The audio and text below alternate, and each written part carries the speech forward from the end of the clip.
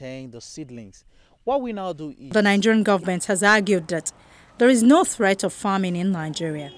The Minister of Agriculture and Rural Development stressed that it is virtually impossible for Nigeria to face famine or starvation because the country remains a major source of food for other African countries, such as Algeria and Libya. He, however, considered that the unbalanced food nutrients ingested by some people could cause malnutrition in the country. He said wrong approach to food processing and materials used for packaging of food can cause this. More so, in recent time, the government has been encouraging more Nigerians to go into farming, especially rice cultivation.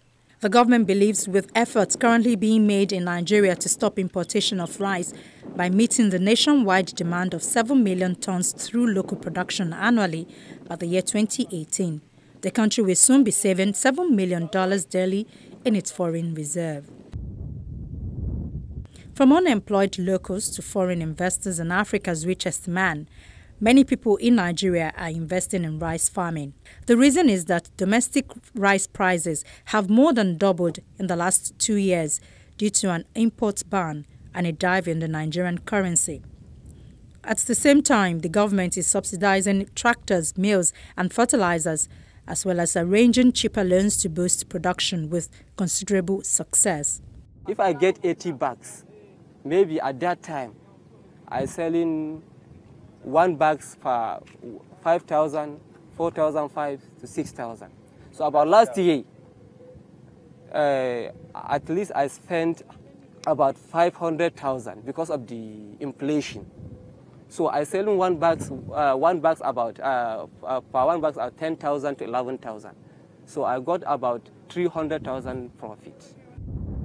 Mohammed took up growing rice 3 years ago to help fund his university studies in Bauchi. When he finished last year, he opted for a career in the fields rather than in architecture.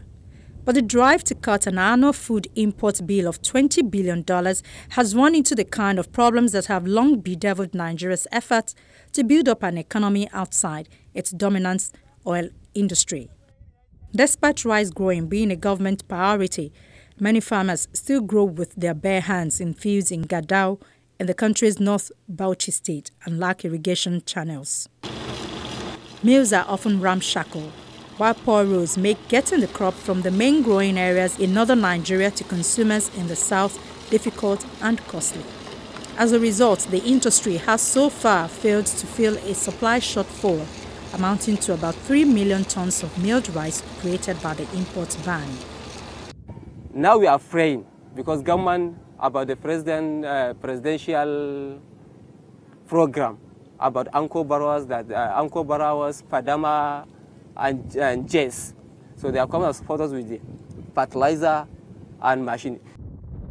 In Bauchi State, hundreds of farmers are busy expanding, preparing new fields and drilling water holes for irrigation. Farms have been opening across much of the country, lifting output of milled rice to 7.85 million tons in 2016, a 17.4% jump from 2014. That's according to the National Bureau of Statistics. That compares with just 4.5 million in 2010 before the campaign began. Until 2015, Nigeria imported up to 4 million tons of rice annually, much of which was smuggled from the western neighbor, Benin Republic. But this has fallen to about 700,000 tons as authorities now monitor the border, industry players say. That lifted prices for the staple, along with currency curbs imposed to prop up the naira, which has been hit by a fall in revenues from Nigeria's oil exports. Part of the rise is because farmers are passing on higher costs, saying the government subsidies are not enough. Importers have to pay a premium of 30% over the official rate to get dollars on the black market for buying the foreign-made machinery and fertilizers that growers need. On top of this, farmers complain that endemic corruption means the government help doesn't always reach the right people. They allocate the fertilizers to individuals. Some are not farmers.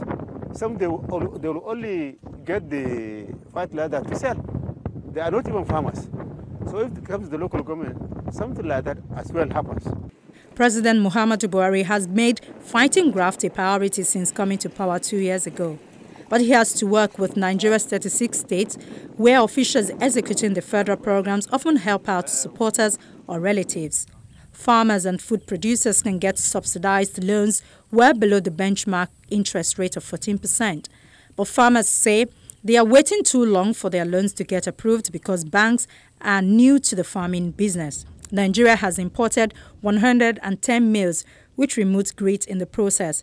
But most farmers still go to villagers to handle their rice with homemade machines.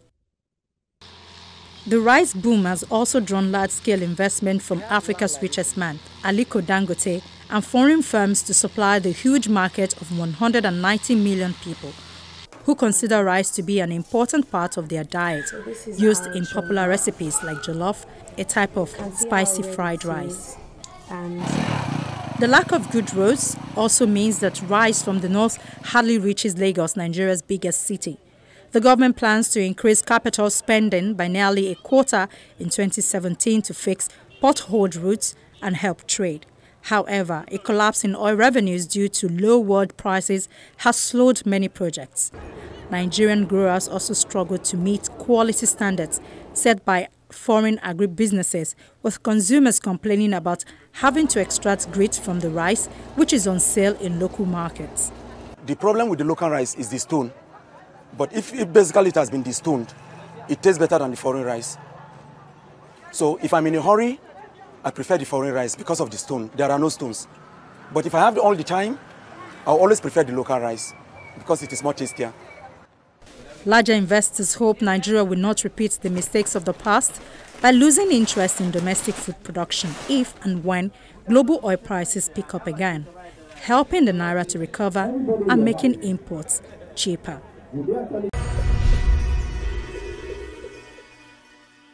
Indeed, more efforts are needed to reduce the negative impact of violence and climate change of food production.